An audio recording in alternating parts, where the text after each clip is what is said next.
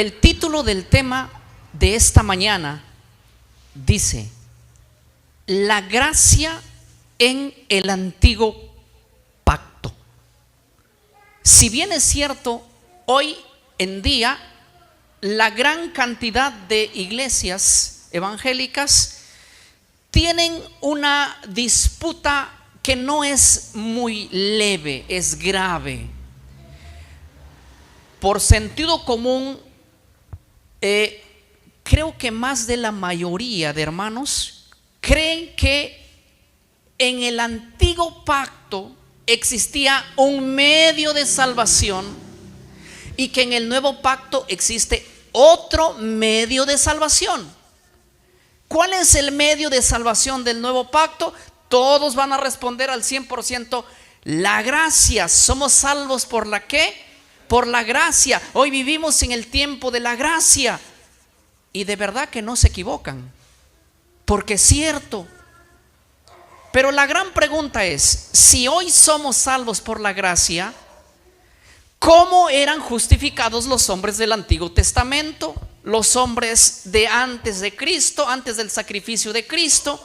Pues la gran mayoría piensa y dice: en el antiguo pacto, en la dispensación del antiguo pacto, la mayoría cree que había otro medio de salvación, que la gracia no estaba en el antiguo pacto, sino que la gracia lo trajo Jesucristo. Pero en el antiguo pacto entonces tenemos que preguntarnos: ¿cuál era el medio de salvación? Algunos dicen la ley. La ley era el medio de salvación del antiguo pacto. Entonces yo les hago una pregunta, cada vez que eso repiten les digo: ¿estás diciéndome que en el antiguo pacto el hombre se justificaba y ganaba su salvación por obras? Y dicen: a ver un momento, pero las obras del hombre son como trapos de inmundicia.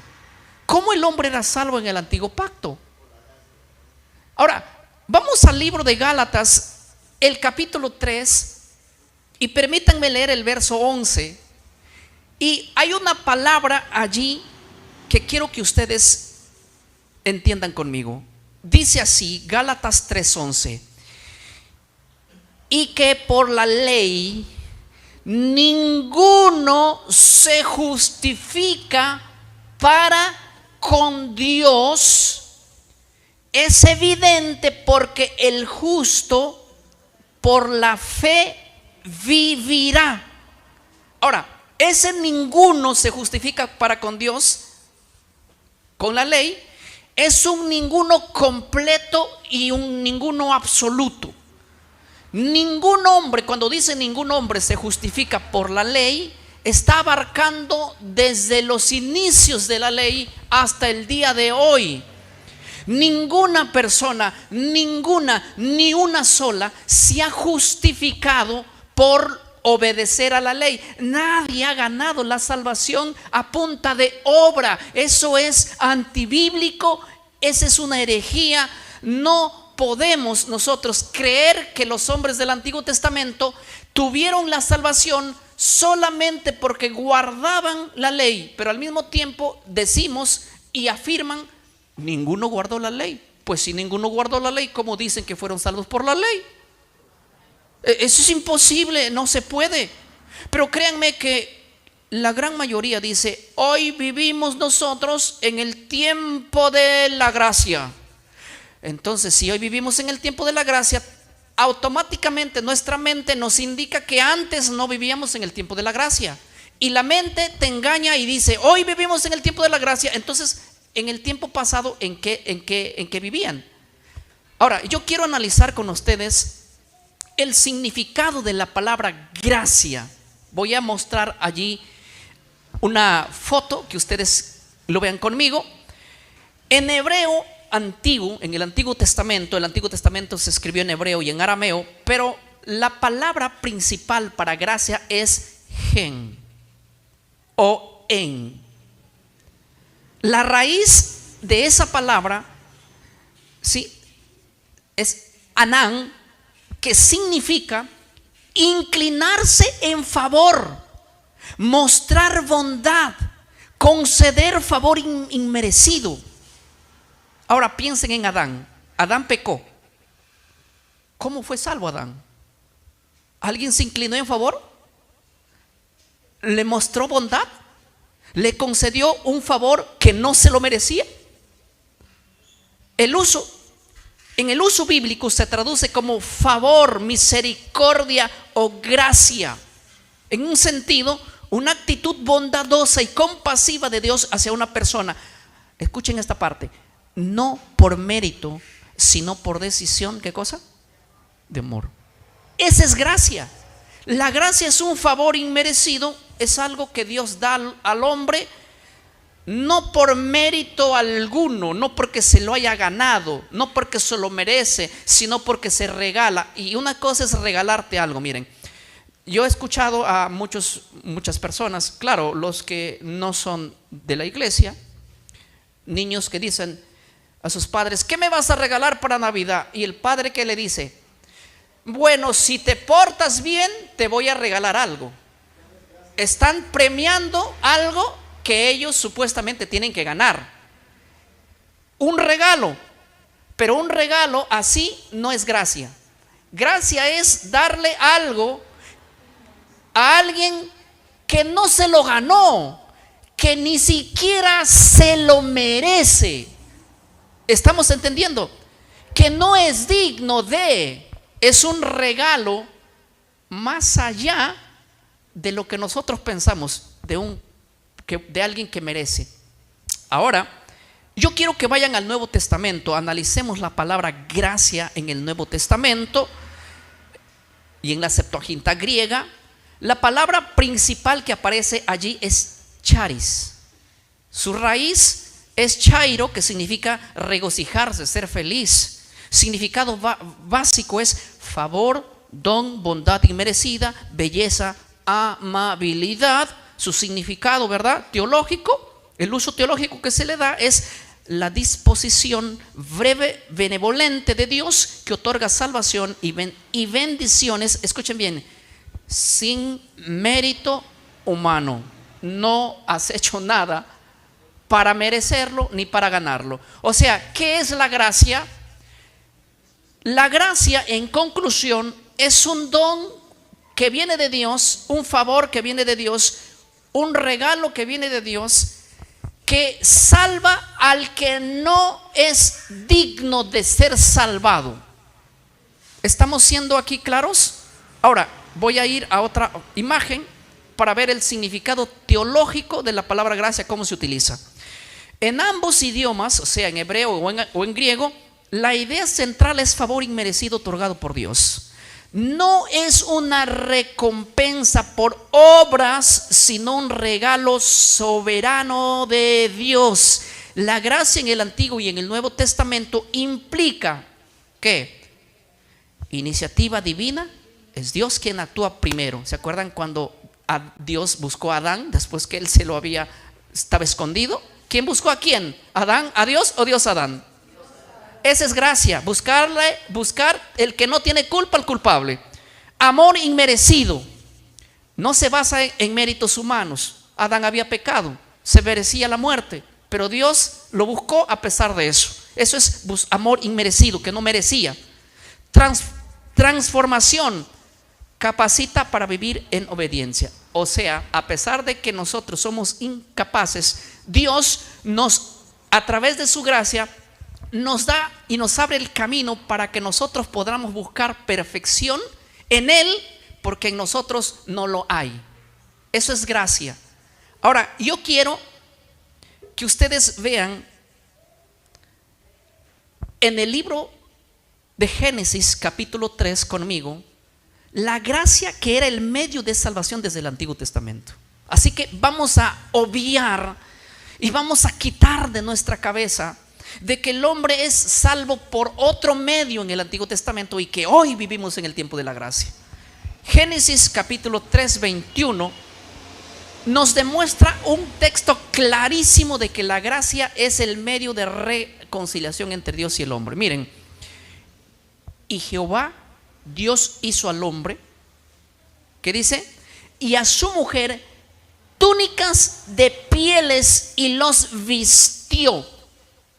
paro aquí. Pregunto, Adán y Eva habían pecado, ¿verdad? Se escondieron de la presencia de Dios, ¿sí o no? Ahora, notemos este detalle. Dice que se cubrieron con hojas de higuera. Ahora Dios había dado una orden y ahí le había dicho: el día que de él comieras, ciertamente morirás. Pero ¿saben por qué Adán y Eva no murieron ese día? Porque el sacrificio reemplazó la muerte de Adán. Ese sacrificio era el cordero que había sido sacrificado desde la fundación del mundo. Ese se llama gracia. ¿Saben por qué murió un cordero? Porque en el cielo Jesucristo se ofreció venir a morir voluntariamente. Entonces tú no vas a morir no porque hayas hecho algo para no morir, sino porque no tienes otro medio para morir, sino que yo me ofrezco en tu reemplazo. Eso se llama gracia. Gracia se llama favor inmerecido. Búsqueda de Dios primero. Capacitarte para que puedas salir de donde estás para servir a Dios. Ahora, Dios le cubrió al hombre y a la mujer con túnicas de pieles, dice. Para sacarle la túnica a un animal, la piel a un animal, para hacerle ropa al hombre, tiene que haber un sacrificio. Y el único animal que cubrió el pecado humano era el cordero. El cordero fue inmolado allí. Ese cordero inmolado era una figura que tipificaba al Mesías. Entonces, Adán fue salvo no por las obras de la ley, porque él había quebrantado la ley. ¿Cuál era la ley? No comas de esto. Quebrantar la ley le dio lugar, ¿qué cosa?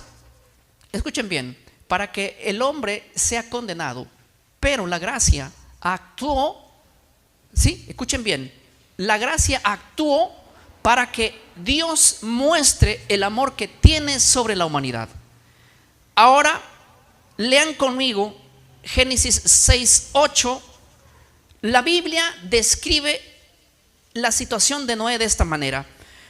En medio de esa generación mala, pero Noé halló gracia ante los ojos de Jehová. Ahí está, obviamente, una vez más la palabra charis, la palabra gen, que es favor inmerecido. Ahora, no solamente en el tiempo de Adán ni en el tiempo de Noé, también en el tiempo de Moisés, en el tiempo de la ley. ¿Se acuerdan un día cuando Dios hizo pacto con Israel y bajaba Moisés con las tablas de la ley? ¿Cómo encontró al pueblo? Quebrantando el primero o el segundo mandamiento, ¿se acuerdan? Ahora, Dios, de alguna manera, se dice: voy a fulminar a este pueblo. Y para que Moisés entienda lo que es gracia, Moisés se arrodilla delante de Dios. En el capítulo 33, el verso 15 al 17, dice lo siguiente Moisés, apelando a algo que existía. Y Moisés respondió: si tu presencia no ha de ir conmigo, no nos saques de aquí. Ahora, nota lo que le dice el verso 16. ¿Y en qué se conocerá aquí que he hallado gracia en tus ojos? Yo y tu pueblo, sino en que tú andes con nosotros y que yo y tu pueblo seamos apartados de todos los pueblos que están sobre la faz de la tierra. Verso 17 dice: y Jehová dijo a Moisés: también haré esto que has dicho, por cuanto, ¿qué cosa? Has hallado gracia en mis ojos y te he conocido por tu nombre.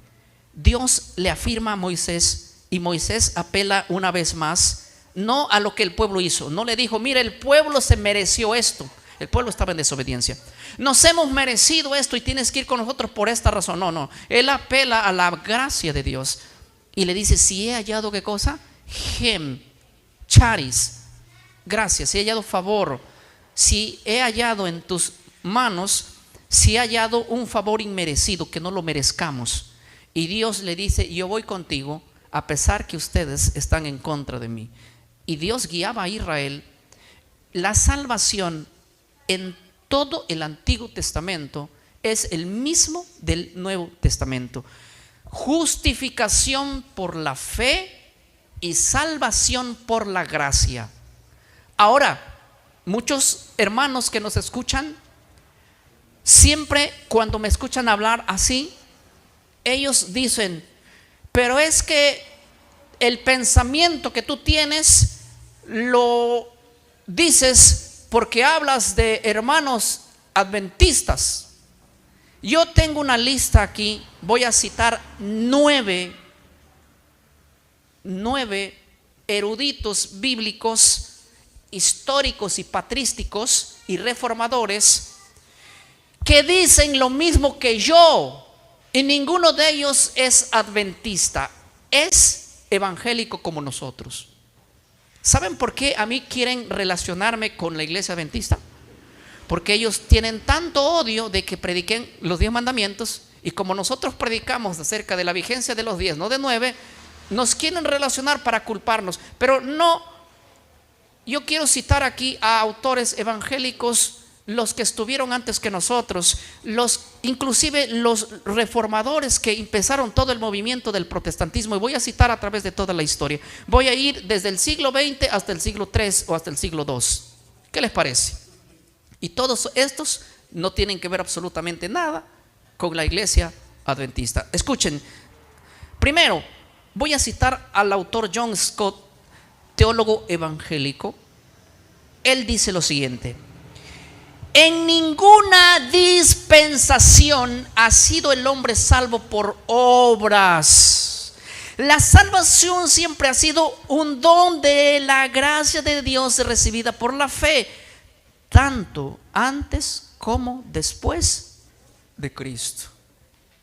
Díganle adventista pues a John Stott, díganlo: oye adventista, aprendiste de Elena de White, díganlo. Él es evangélico. Él nunca utilizó los libros como nosotros no los usamos.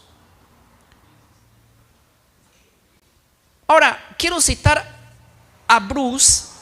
Este es el erudito más grande considerado dentro de la iglesia evangélica.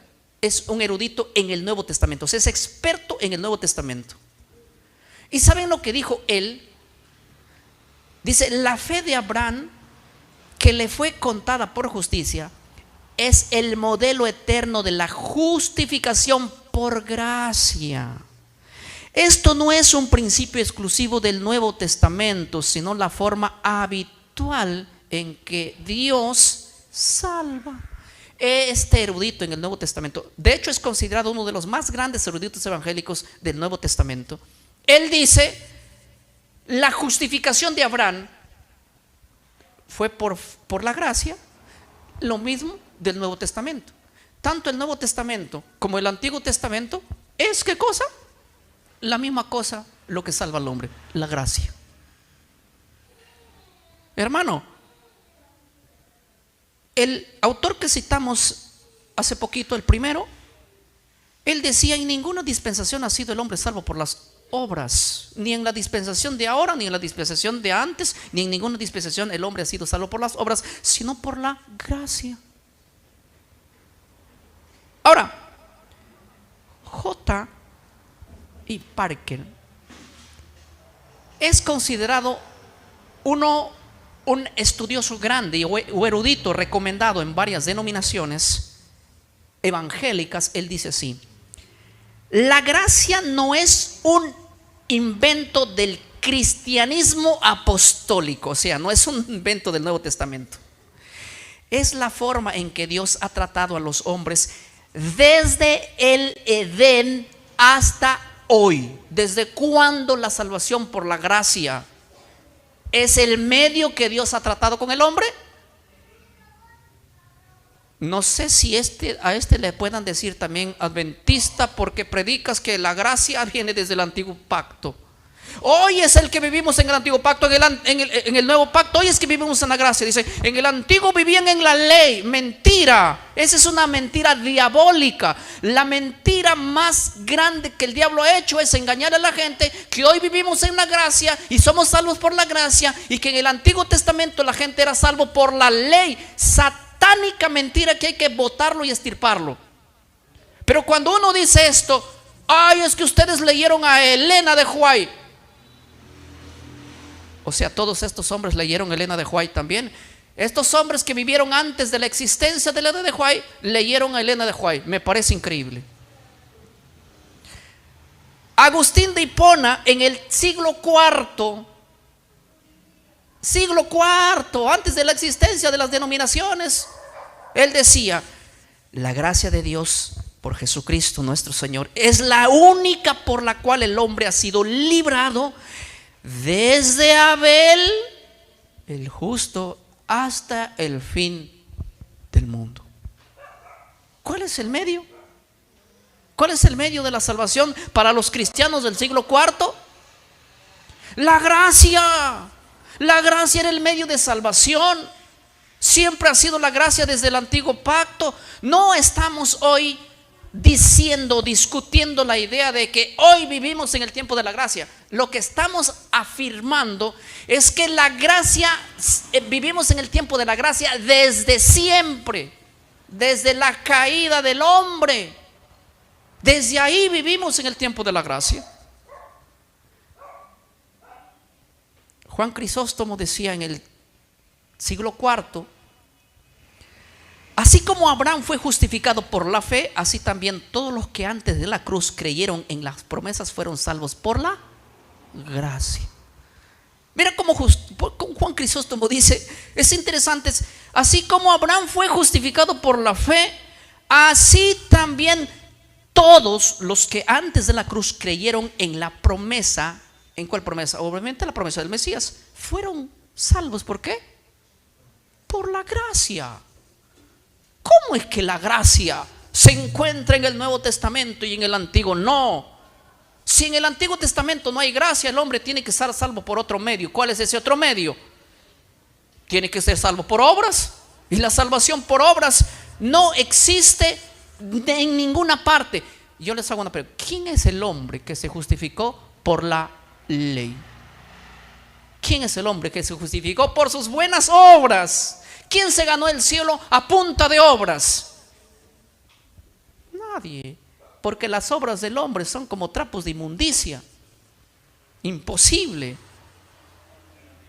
Martín Lutero, con el cual comenzó el protestantismo abierto, porque el protestantismo existió mucho antes de Lutero, pero con el quien se rompió la iglesia católica, él entendió y dijo lo siguiente en el siglo XVI: todos los santos del Antiguo Testamento fueron justificados y salvos únicamente por la fe en la promesa y la gracia de Dios, no por la ley. ¿Les quedó claro? El que inició el movimiento protestante, por el cual muchas iglesias surgieron, él dijo y entendía desde ese tiempo que la salvación de los hombres desde el antiguo pacto era por la gracia. Qué lejos nos hemos distanciado de todos estos personajes que estoy leyendo yo, que eran los evangélicos que comenzaron la obra supuestamente apartándose de la iglesia romana. Para esa época Juan Calvino también decía, fundador obviamente del calvinismo, de la iglesia bautista, él decía lo siguiente: la esperanza de la vida eterna, revelada primero a los patriarcas, descansaba en la gracia de Dios manifestada en Cristo, aunque ellos lo vieran, ¿qué cosa dice? De lejos. A pesar que lo vieron de lejos, se estaba refiriendo a la muerte del Mesías, porque ellos veían la muerte del Cordero, pero a través de la muerte del Cordero, sus pecados eran transferidos ¿a quién? Al verdadero Cordero que quita el pecado del mundo, porque los corderos sacrificados no quitan el pecado de nadie. Era simplemente un simbolismo de la gracia redentora que limpiaba el pecado, pero no se transferían específicamente a un animal, sino que simbólicamente se tenían que transferir al animal, pero ese animal era un símbolo representativo del verdadero ¿quién? Mesías. Por eso John Wesley, fundador de la iglesia metodista, de donde salió la iglesia evangélica pentecostal, dijo lo siguiente: John Wesley: no hubo jamás otro camino para la salvación sino la fe Desde Adán hasta hoy, los sacrificios no salvan. ¿Apuntaban a quién? A Cristo. Y Él dijo que no existe un medio de salvación. Cuando uno tiene fe, pero la fe se recibe porque ya hubo gracia. Cuando Dios da gracia, uno cree en eso y recibe, ¿qué cosa? Por gracia, la salvación, la justificación delante de Dios. Somos justificados delante de Dios porque hemos creído, como Abraham. Una vez alguien me dijo: pastor, ¿tú sabías que ahora vivimos en el tiempo de la fe también? Y yo le dije: no sabía eso, pero la Biblia dice que desde Adán, Abel tuvo fe, Enoc tuvo fe, Abraham fue llamado padre de la fe, no porque en él se haya iniciado, porque la fe en el libro de Hebreos 11 dice: por la fe Abel, por la fe Isaac, por la fe Jacob, por la fe Rahab, por la fe. Yo le dije, de hecho, te hago una pregunta. Y les hago una pregunta. Hoy día le regalo el almuerzo a quien me muestra un texto bíblico donde diga Abraham padre de la fe. ¿Qué les parece? Una vez le pregunté a una iglesia que estábamos reunidos como 400 miembros, le dije: ¿dónde dice la Biblia que Abraham es el padre de la fe? Se quedaron buscando todo el día y no la encuentran hasta hoy. Es considerado teológicamente, se le llama Abraham padre de la fe, teológicamente. Pero en Abraham no inició la fe. Y de hecho a veces repetimos textos que no existen en la Biblia. Pero en fin, la fe viene desde el momento que creyó a Adán, creyó en que Dios lo iba a salvar, creyó en que su pecado iba a ser justificado en el cordero que iba a ser inmolado. Eso es la justificación por la fe. La fe no viene desde Cristo, la fe viene desde que el hombre pecó. La justificación por la fe es el medio desde el momento que hay que creer en el Mesías Redentor. Si alguien se debe considerar padre de la fe, debe ser Abel o Adán. Pero bueno, no voy a entrar en esa discusión. Ahora, yo quiero hacer una pregunta que va a ser impresionante. Esa es la pregunta que queremos hacerlo. ¿Nos deshacemos de la ley por la gracia? Lean conmigo esa pregunta. Graben esa pregunta en su cabeza. O sea que porque vivimos en la gracia, ¿debemos votar la ley? Es interesante, pero ahora yo quiero decirles algo interesante. Miren, escuchen. ¿Saben por qué la gente guerrea y lucha y pelea y dice: hoy vivimos en el tiempo de la gracia y antes vivíamos en el tiempo de la ley? ¿Saben por qué? Porque ellos quieren hoy decir: como vivimos en la gracia, a la ley hay que agarrarlo a patadas y votarlo, porque la ley nada tiene que ver con la gracia. Pero cuando nosotros mostramos que todos los cristianos, bueno, decimos cristianos porque creían por fe en el Mesías que no había muerto todavía, mejor dicho, todas las personas del antiguo pacto y antes del antiguo pacto inclusive, pensemos en las personas de Moisés, el pueblo de Israel. Todo el pueblo de Israel del antiguo pacto fue salvo ¿por qué? Por la gracia. Fue salvo por la gracia, justificado por la fe. Lo dice Habacuc: el hombre por la fe vivirá. Esas son palabras del Antiguo Testamento, no palabras de Pablo. Pablo, cuando dijo ese verso, estaba citando Habacuc 2. El hombre, el justo por la fe vivirá. Pensamos que es algo del Nuevo Testamento, no es del Antiguo. Pablo lo está citando porque está citando las escrituras del Antiguo Testamento. Ahora, escuchen esto: si todos los hombres del Antiguo Testamento, del pacto antiguo, fueron salvos por la gracia, ¿por qué nunca agarraron a patadas a la ley? Y nunca dijeron: oh, somos salvos por la gracia, entonces ¿qué hace la ley en medio de nosotros? Agarremos y votémoslo porque vivimos en el tiempo de la gracia. Porque recordemos que ellos vivieron en el tiempo de la gracia, no solo nosotros. ¿Estamos de acuerdo en esto? ¿Están pensando, razonando conmigo? ¿Por qué nunca odiaron a la ley si vivían en la gracia? En la dispensación antigua y en la dispensación de hoy, la gracia ha sido el medio de salvación. Pero la gracia nunca votó a la ley. No es el agua y el aceite, la gracia y la ley. Es el pan y la mantequilla. O sea, sí trabajan juntas, están unidas, son la una para la otra. Son hermanas gemelas que nunca deben ser desligadas. Tienen que andar juntos. ¿Se comerá lo desabrido sin sal? ¿Habrá gusto en la clara del huevo? De la misma manera, la gracia y la ley es como comerte la clara del huevo o la yema del huevo sin sal. No hay sabor. Como comerte la mejor comida y no encontrar la sal. No hay sabor. Por más chef bueno que sea, si no ha puesto la sazón de la sal, no puede encontrar el sabor.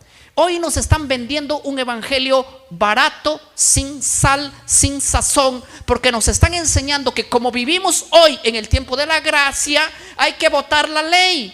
Pero es que si eso fuera el principio bíblico desde la antigüedad, si ha vivido en el tiempo de la gracia, nunca Dios hubiese puesto ley, porque si Dios hubiera pensado como nosotros, Él hubiera dicho: hoy, si esta gente vive en el tiempo de la gracia, si son salvos por la gracia, entonces la gracia no puede estar junto con la ley. Entonces, ¿para qué le voy a dar ley? Si Dios interpretaría la Biblia como nosotros, nunca hubiera puesto la ley, porque desde la antigüedad vivimos en el tiempo ¿de qué? De la gracia. El problema se originó aquí. Y no es esto el medio de la iglesia primitiva, es algo que vino posterior. Los que aborrecen a la ley, específicamente amonía, palabra nomos, hablando de la ley. Ahora, Pablo dijo bien claro en Romanos el capítulo 3, el verso 31, lo siguiente. Pablo dijo: luego por la fe ¿invalidamos la ley? En ninguna manera, sino que confirmamos la ley. Pablo no votó la ley. Pablo lo que votó en varias partes son las tradiciones rabínicas. Y claro, habían partes de la ley que ya no aplicaban después de la muerte de Cristo, porque no andamos cargando un chivo para matarlo, ¿sí? Claro, hubieron algunas leyes que cesaron, ya no fueron cambiadas, pero no podemos aplicar aquí a la ley moral de los 10 mandamientos. Votar los 10 mandamientos porque ha venido la gracia sería una pesadilla teológica, pero eso es lo que la iglesia enseña. Y no me digan que no. Romanos 6:15, Pablo afirma a la iglesia en Roma y le dice: gentiles, a la iglesia de Roma, le dice: ¿qué pues? ¿Pecaremos porque no estamos bajo la ley, sino bajo la gracia? ¿Qué dice? En ninguna manera. Pablo nunca dijo que porque vivimos en la gracia, la ley hay que echarla a la basura. Eso solamente el que entiende eso es alguien que probablemente tiene alguna pequeña confusión que le enseñaron sus pastores. Y no digo que haya pastores que se levanten probablemente a mentirlos, porque ellos aprendieron de la misma manera.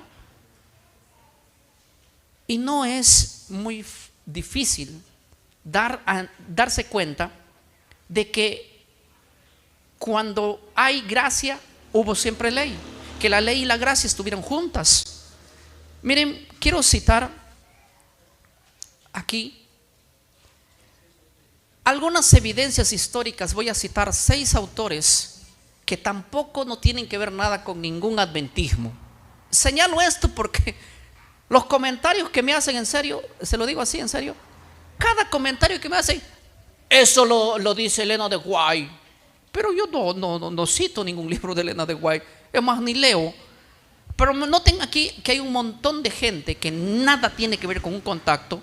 Son evangélicos, eruditos evangélicos, padres de la reforma, cristianos primitivos, que van a decir como yo creo y no como lo que creen algunos, que la ley a votar a la gracia, o la gracia y la ley están divididas. Miren lo que dijo Calvino en el siglo XVI: Cristo no vino a librarnos de la obediencia a la ley, sino de la maldición de la ley. Que estamos hablando de 2 cosas distintas. La gracia no suprime la regla de vida que Dios estableció, sino que nos capacita. ¿Para qué? Para cumplirla, no para votarla. ¿Cuál es la maldición de la ley?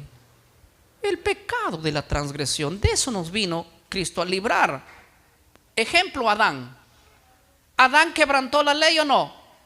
¿Cristo murió para Adán o no? Él estaba maldito por causa del pecado, porque recordemos que Deuteronomio 28 dice: más el que quebrantara la ley, maldito es. Maldito en tu entrar, maldito en tu salir, maldito el canasta de amasar, maldito tus hijos. Entonces la Biblia nunca dice que la maldición es para el obediente, sino la maldición es para el desobediente. La maldición de la ley es haber quebrantado la ley. Entonces Calvino entendió muy bien. Calvino dijo: Cristo no ha venido a librarnos de la ley, sino de la maldición que por haberla quebrantado. Noten lo que dice, lo voy a leer de nuevo.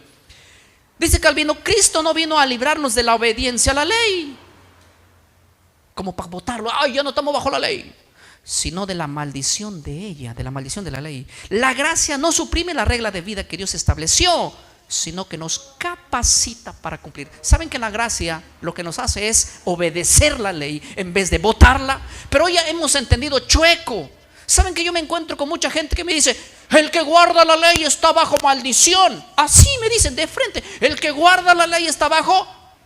Yo le digo, Deuteronomio 28 dice: bendito el que guarda la ley. Si tú guardas mis mandamientos, serás bendito en el campo, bendito en la ciudad, bendito el fruto de tu vientre, bendito tu cansa te va a estar, bendito es la cría de tus vacas, bendito aquello, el otro. Yo le digo: bueno, aquí dice Dios que bendito el que obedece, y aquí dice Dios maldito el que obedece. ¿Cuándo? ¿De dónde tú me sacas la idea de que maldito el que guarda la ley? Eso nunca lo he leído yo, nunca he leído jamás ese versículo. Lo que yo he leído es: maldito a aquella persona que no permanece en la obediencia a la ley. ¿Sabes lo que está diciendo? Que el que no cumple el mandamiento, ese es maldito. Y Cristo vino a librarnos de el hombre que ha quebrantado, ¿qué cosa? La ley. Y no anula la gracia a la ley, más bien te lleva a la obediencia. Martín Lutero decía por esas fechas: la fe sola justifica, pero la fe nunca está sola. La fe verdadera produce amor y guarda los mandamientos. ¿Cómo es que la fe va a botar la ley? No, imposible. No, está junta, está ligada a ella. Agustín de Hipona, para el siglo IV, él hablaba con autoridad y decía: la gracia concede lo que la ley manda, no anula la ley, sino que hace posible su cumplimiento. Yo no creo que Agustín de Hipona haya estado leyendo El conflicto de los siglos.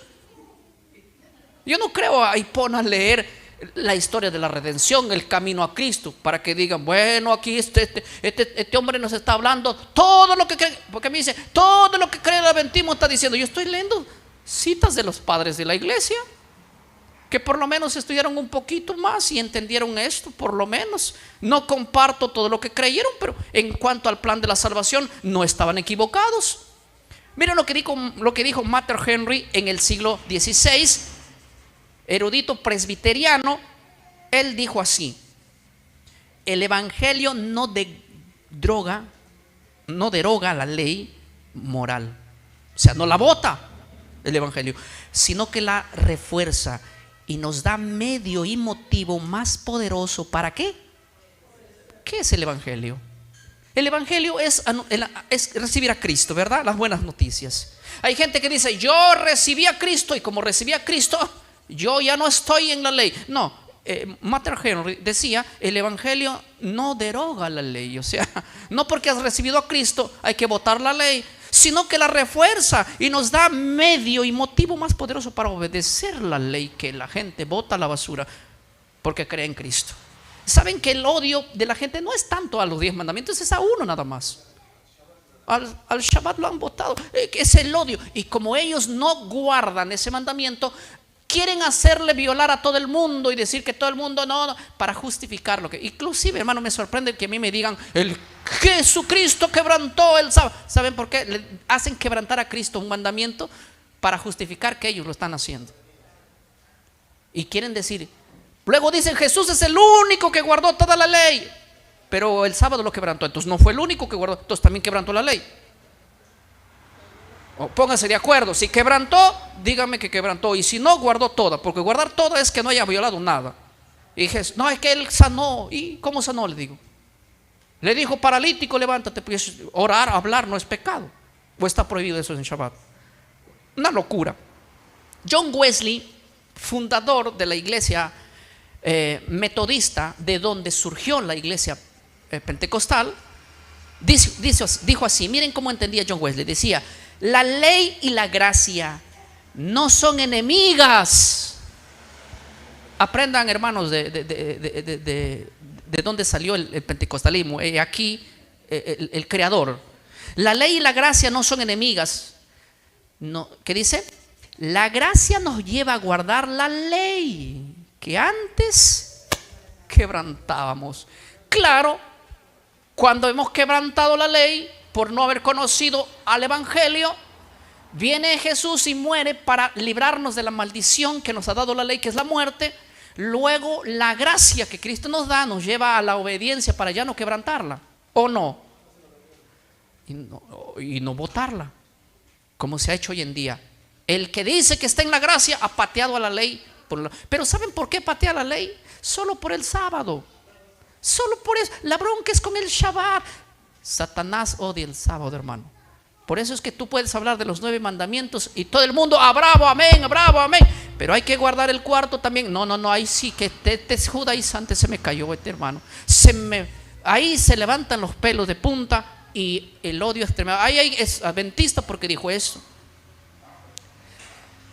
Charles dijo lo siguiente en el siglo XIX. Mira, estamos yendo desde el siglo de atrás hacia adelante.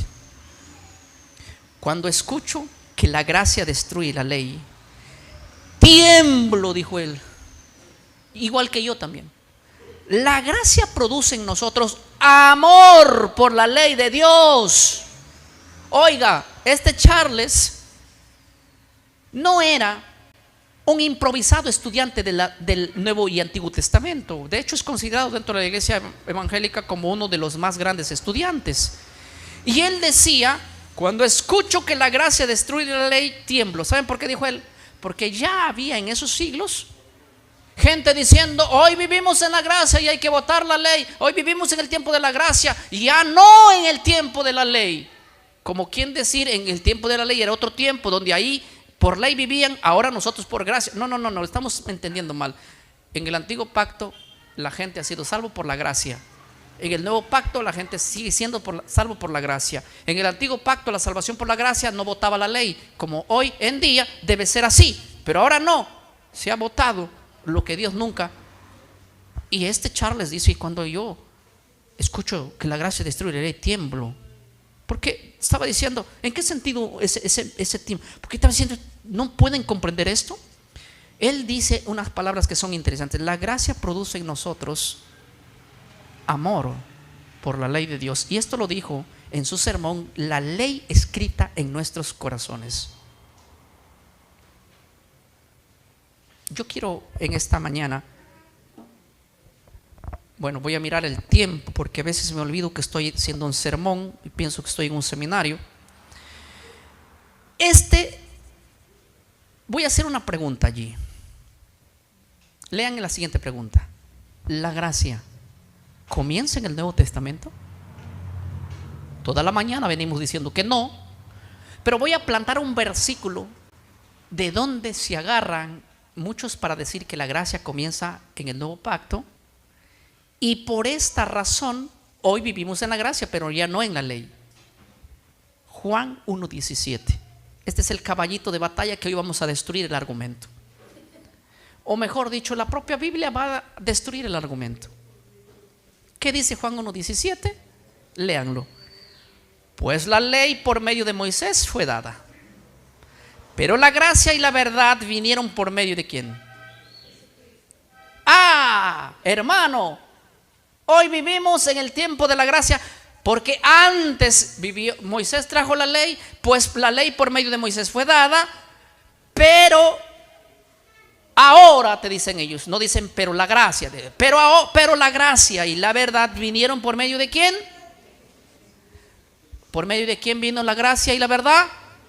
Por medio de Jesucristo. Entonces, debes saber, voy a predicar como lo hacía antes, pero debes saber ahora que vivimos nosotros en el tiempo de la gracia, Porque la ley vino por medio de Moisés y nosotros no vivimos en Moisés, en el tiempo de Moisés. ¿Vivimos en qué tiempo? En la gracia. Repiten conmigo, vivimos en la... Así hemos enseñado que vamos, no hay que avergonzarse de eso. Pero la pregunta es esta. Dos cosas me voy a preguntar. Primero, ¿la gracia y la verdad vinieron por medio de Jesucristo? La respuesta es sí, vinieron por medio de Jesucristo. La otra pregunta es, ¿en qué tiempo vinieron la gracia y la verdad por medio de Jesucristo? ¿Cuando Él vino en su ministerio? ¿O desde que el hombre pecó, la gracia y la verdad vinieron por el medio de Él? El cordero que era inmolado en el Antiguo Testamento, el cordero que fue inmolado el día que el hombre pecó, ¿quién era ese cordero que se ofreció morir voluntariamente allí? Era Jesucristo. He aquí el Cordero de Dios que quita el pecado del mundo. Entonces la gracia sí vino por medio de Jesucristo. El problema que enseñamos y que no sabemos es que esa gracia no vino hasta después de 4000 años de la caída del hombre, sino que desde el momento que el hombre cayó. Sí, la gracia vino por medio de Jesucristo, pero vino en el momento de la caída de Adán, no 4000 años después, cuando Jesús se manifestó. ¿Estamos captando? La gracia vino por medio de ¿quién? De Jesucristo. Pero nuestra mente en ese momento piensa en el nacimiento de Cristo y en su ministerio. No, ahí no. La gracia vino por medio de Jesucristo, pero Jesucristo se manifestó en la caída de Adán. ¿Estamos entendiendo? O sea, Jesús viene, se manifestó, la gracia vino por medio de Él, pero desde que el hombre necesitó de la gracia. Porque yo les digo una cosa: si Jesús trajo la gracia cuando se manifestó de una manera visible como hombre, entonces debo decir que la gente del Antiguo Testamento no tuvo gracia. Si Jesús trajo la verdad desde el momento que se manifestó en su ministerio, entonces todo lo Antiguo Testamento, lo que dice el Antiguo Testamento, era mentira. ¿Estamos entendiendo? No sé si me dejé entender. A ver, no es muy complicado. Si la gracia y la verdad vinieron con el ministerio de Cristo, significa de que en el antiguo pacto no había ni gracia ni verdad. Y estamos viendo que sí había gracia. Y dice el libro de Salmos: tu palabra es verdad, hablando del Antiguo Testamento, no dijo que es mentira. Entonces, ¿qué significa? ¿Qué significa la verdad, por ejemplo? ¿Será que en el Nuevo Testamento nomás es la verdad y todo lo que dice el Antiguo Testamento es mentira? Miren lo que voy a citar aquí. Obviamente hay un rotundo no.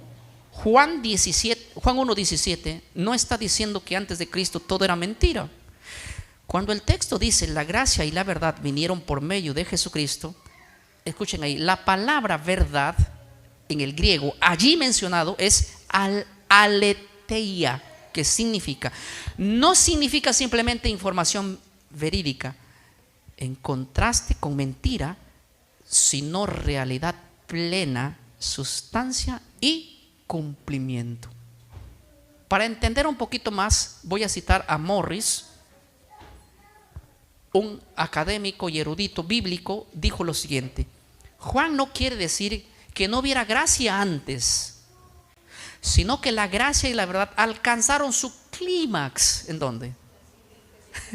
O sea, la realidad es Jesucristo, pero no significa que ahí se manifestó la gracia, sino que la gracia fue dada desde el principio, pero en Jesucristo brilló más, se vio reflejado. ¿Estamos entendiendo?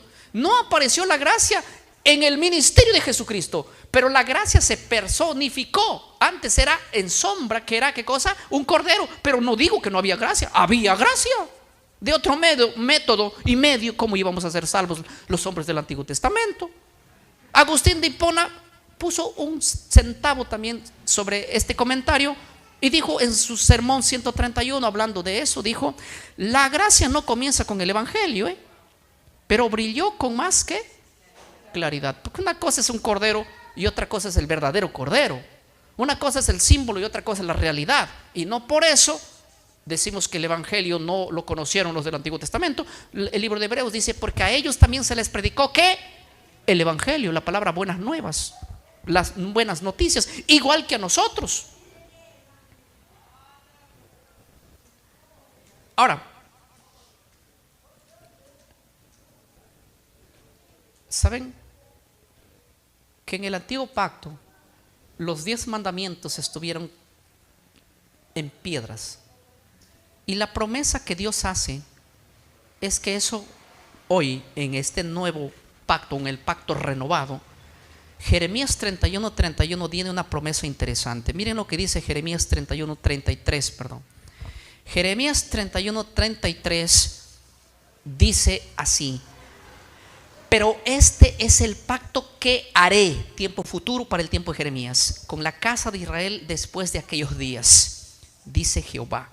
Daré mis leyes en su mente, las escribiré en su corazón, y yo seré a ellos por Dios, y ellos me serán por pueblo. El nuevo pacto, las mismas tablas, los mismos mandamientos, ya no escritos en piedra, escritos ¿dónde? En el corazón. Pero les recuerdo que los mandamientos que se escribieron en piedra tenían 10, no 9. Y esos mismos tienen que ser transferidos al corazón humano, a la mente. Ahora, yo quiero citar algunos eruditos evangélicos, ¿sí? Para decir que obviamente que la ley de Dios, hablando de las tablas mismas, ¿cuántas leyes traía las tablas de piedra? 10. No, escuchen bien, la mayoría de gente cree que se guardaron solamente 9. No, todos fueron escritos por Dios y todos tienen que ser transferidos. Y miren que dicen algunos comentaristas evangélicos lo siguiente. Albert Barnes, pastor y erudito bíblico de la denominación presbiteriana, en el siglo XVII dijo lo siguiente: la ley de Dios es la misma. ¿Cuántas era la ley de Dios en tabla? ¿Cuántas tienen que ser ahora? El lugar ha cambiado, no la ley. La ley de Dios es la misma, pero el lugar donde está escrita cambia. No la ley, el lugar. De las tablas de piedra, ¿a dónde? A las tablas de carne del corazón humano. Él interpretó así, basado en Jeremías 31:33 que acabamos de leer. ¿Cómo es posible de decir que solamente 9 se hayan mudado y que uno hay que dejarlo botado? Porque simplemente es Elena de White quien lo trajo. Una locura. Mater Henry, pastor y comentarista bíblico presbiteriano también, dijo lo siguiente: en el nuevo pacto, la ley moral, o sea, estos son los 10 mandamientos, no se cambia ni se anula. Pero parece que para algunos se anula uno, sino que pasa de la letra en piedra a la disposición interior del corazón. Esto es la mente. Esto lo dijo en su comentario a Hebreos capítulo 8, verso 10. Y de hecho Hebreos 8:10 es el mismo texto de Jeremías, solo que el autor de Hebreos está citando a Jeremías. Es el mismo. En otras palabras, él está afirmando esto con relación al libro de Jeremías capítulo 31, del 31 al 33. Juan Calvino es pastor, un teólogo reformador de la iglesia reformada, dijo así: la diferencia entre el antiguo y el nuevo pacto no está en la sustancia de la ley, sino en el modo, antes escrita en tablas de piedra, ahora en nuestros corazones. ¿Por quién? Por el Espíritu Santo. ¿Saben lo que decía Calvino? Que cuando el Espíritu Santo mora en una persona, esa persona está capacitada para obedecer la ley. Pero a veces la tanta unción de la iglesia evangélica ha hecho que solamente recepcionen 9, y uno hay que deshacernos porque supuestamente es un mandamiento de Moisés, cuando Dios mismo lo escribió en medio de los 10. Interesante, pero así es, hermano. Y hay mucha gente aquí en este momento seguramente escribiéndonos y diciéndonos que el sábado es judío cuando fue instituido en el Edén. No podemos hacer nada, hermano. No he venido a convencer a nadie, de hecho ni convenzo yo. Martín Lutero dijo lo siguiente. Él es fundador de la iglesia luterana. Saludo a mis hermanos de la iglesia luterana en todo el mundo. He aquí su fundador diciendo: el Nuevo Testamento es la ley. El Nuevo Testamento es la ley escrita en el corazón por el Espíritu, no en piedra. Así el hombre obedece por amor y ¿qué más? Y no por temor. Él nunca habló que en el nuevo pacto no o estaría anulada la ley impernada en el corazón, más bien afirmó. Ahora, Juan Crisóstomo dijo lo siguiente. Él es patriarca de Constantinopla y padre de la iglesia del siglo IV. Dijo así: la ley ya no está fuera, hablando de los 10 mandamientos, grabada en piedra, ya no está ahí, sino dentro, grabada en el alma misma por el Espíritu de Dios. ¿Cómo es posible que dicen ahora yo por el Espíritu Santo que mora en mí tengo que botar la ley que estaba grabada en las tablas de piedra? Pero no la bota todas, la bota solo a una, se queda con 9, porque matar, robar, cometer adulterio es del diario que predica su iglesia. Y ni hablemos del diezmo. El diezmo, aunque no esté en las tablas, hay que arrastrarlo a fuerza, ¿verdad? Y ponerlo, porque claro, le conviene al hombre. Ahí la ley está vigente, ahí la ley no se anuló. Pero cuando se trata de adorar a Dios en el Shabbat, no, eso es ley de Moisés. Eso no, porque no lo beneficia al hombre. No lo beneficia, le va, a lo contrario, le hace cerrar su tienda. ¿Sí o no, mi hermano Jorge? Agustín de Hipona decía él, el tiempo me ha ganado, voy a terminar con la última cita. Agustín de Hipona decía: lo que estaba escrita en tablas de piedra, ahora por la gracia del Espíritu está escrito en el corazón, para que el hombre lo ame y ¿qué más? Y lo cumpla. Podemos seguir leyendo citas de cómo los cristianos entendieron en todas las épocas, y por más que leamos tanto como estudiaron todos los hombres de antaño, como leamos la Biblia, siempre va a haber dos grupos que van a decir sí, lo creo, y otros que van a decir no. Déjenme darles el testimonio de un cristiano, de un judío que había aceptado al Mesías. Permítanme citarlo en el libro de Hechos. El capítulo es el 15, si no mal recuerdo, el verso 11. Yo voy a citar este verso, quiero que lo aprendan de memoria, este versículo. Hechos 15, 11 es un texto que, ¿saben lo que dice este versículo? Me impresiona porque este solo verso debería refutar la idea de que la salvación por la gracia no actuó en el Antiguo Testamento. Les voy a decir, este versículo fue hablado por Pedro, si no mal recuerdo, me pueden corregir, pero estoy seguro que Pedro lo hizo, o Pablo, uno de los dos. Creo que es Pedro, sí, el que habló estas palabras.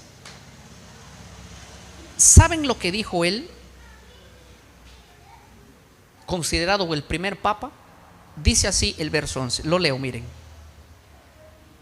antes creemos que por la gracia del Señor Jesús, ¿qué dijo? Seremos salvos. ¿Quiénes eran estos? Eran judíos que dijeron así: de igual modo que ellos. Esos ellos eran los gentiles. Ustedes van a ver allí que la iglesia se reunió para discutir una idea, si la iglesia se debe seguir o no debe seguir circuncidando. Los judíos decían: si no se circuncidan y no guardan la ley, no pueden ser salvos. Había gente que también pensaba, como hoy día piensan muchos evangélicos, que supuestamente la salvación es por la obediencia a la ley. No, la salvación es por gracia. La obediencia a la ley es el resultado de haber sido salvo por la gracia, que no vota la ley, sino que ahora la obedece ya, porque Cristo lo rescató de la maldición de la ley. ¿Qué es la maldición de la ley? El pecado que había transgredido, porque la ley señala el pecado, pero el que salva es Cristo, no la ley. Entonces Pedro dijo, nosotros, hablando de los judíos, hablando a los judíos, porque esa reunión fue para judíos, solo judíos, no había gentiles ahí.